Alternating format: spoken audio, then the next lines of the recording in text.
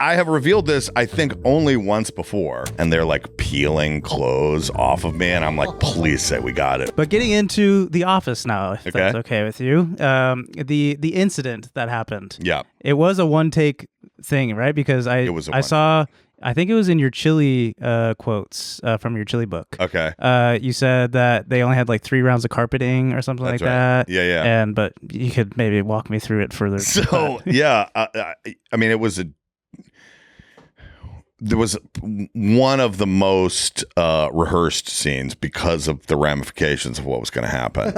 But there was a lot that you could not predict, and like how far it would go. They did some testing, but they didn't want me to practice it because So the guy came, and you could see how far it spread. So the piece of carpet is like from the door all the way around under like Dwight and Jim's desk, all the way sort of around the corner, because they anticipated. I mean, and now when you look at it frozen like that, it's insane. It goes a long way.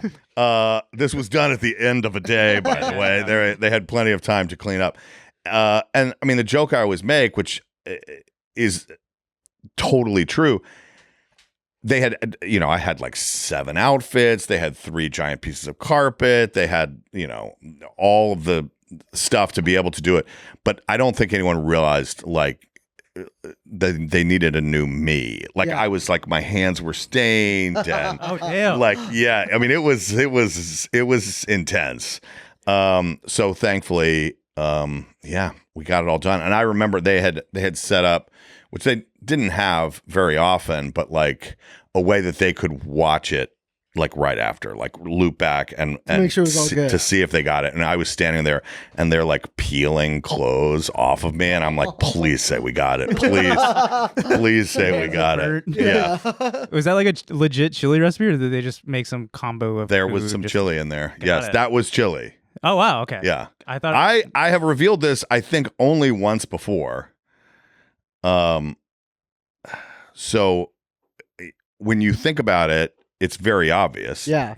You have never thought about this before, but think about, and I don't know how much it was, like it would be like, you're talking about probably 70 pounds. I don't know, 67. I mean, like of that. So if you have that, now think about how it spills. Like, how do you flip, like just technically? Yeah. How do you drop it? Yeah. So they constructed a way. The bottom half is styrofoam. Oh, so it just explodes. So it was light on the bottom. So when I went like this, it would flip up and it would spill out. Damn. Wow, that is honestly mind blowing. Didn't know that. So watch it again. If you think about it being, and I don't know what is that too much. 6. You think about how big that pot is. Yeah, that's got to be like. So, see, watch this. It flips. Oh yeah.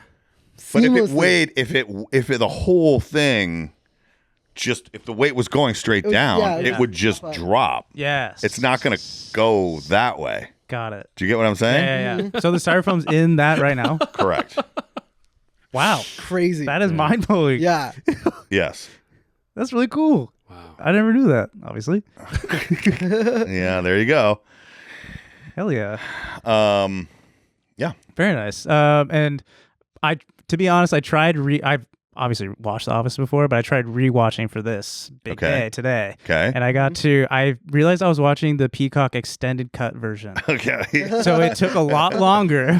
So I got up to season 3. Okay. But I just noticed in season 2, a lot of character development was a little slower for like Kelly and you, and it was mainly obviously like Steve Carell and like, the bigger guys. Was that done on purpose, or did you guys know that The Office was gonna be like a huge hit? No. Or No. I mean, and look, the plan was always to, obviously bring in a larger office of people and to extend and develop the characters as we went along.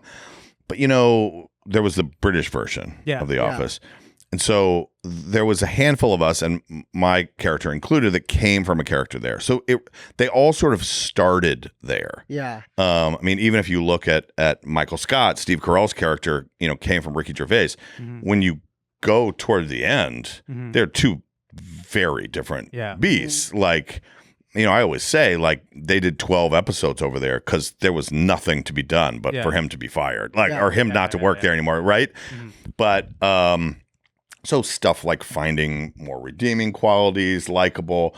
You know, the writers just kind of fell in love with, let's just call it Kevin's childlike sensibility, and that sort of playfulness and joy. And like this, you know, they used, you know, really Rainn Wilson as Dwight and me as doing a lot of the physical comedy stuff. And so they just sort of developed. And so as that happens over, I mean, it was a decade. The characters, of course, they change or whatever. But I have a nerdy justification for when people say, like, you know, there's quite a bit of change in Kevin.